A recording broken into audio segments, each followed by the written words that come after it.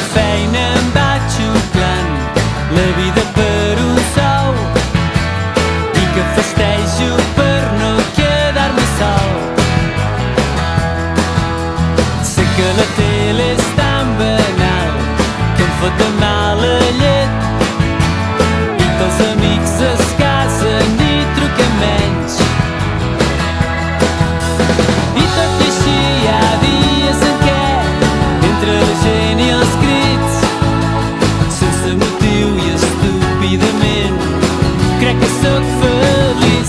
Tinc ganes de cantar i cridar, de saltar i de riure,